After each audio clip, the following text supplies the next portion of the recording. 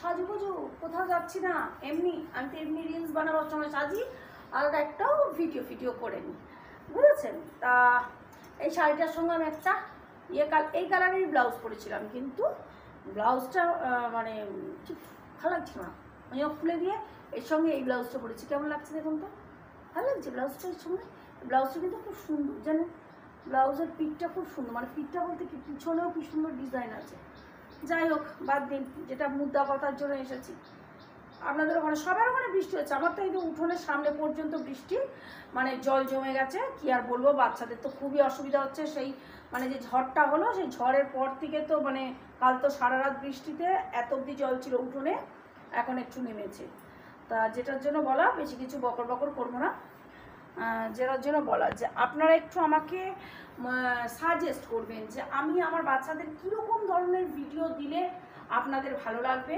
কারণ সত্যি কথা বলতে বাচ্চাদের ভিডিও ছাড়া আমার কিছু করার নেই, আমি কিছু দিতেও পারবো না, বা যেহেতু এটা আমার বাচ্চাদের চ্যানেল।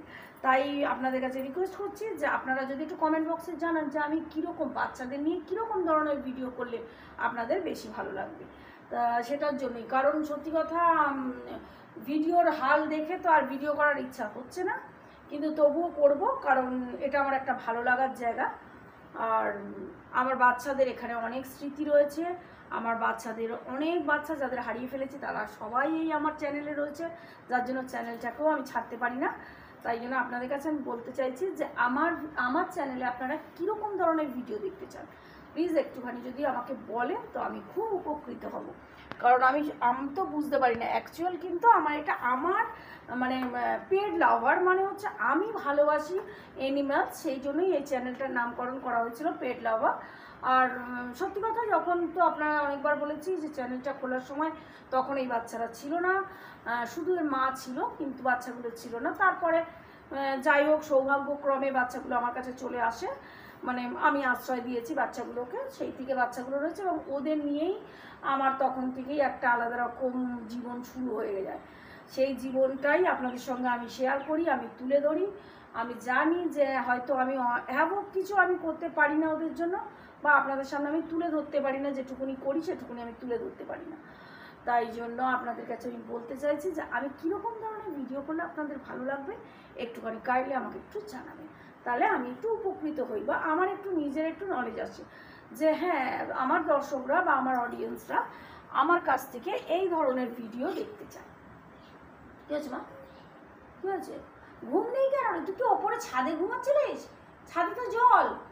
আর চলো নেমে, শিবা, হ্যাঁ আর নেমে। আমি কোথাও যাচ্ছি না, শাড়ি পরেছি, যাত্রা করবো বলে করে জিভ দেখাচ্ছে। আর শোন না, শিবা একটা কথা শোন, দেখবি তোকে তোকে ডাকছে রে।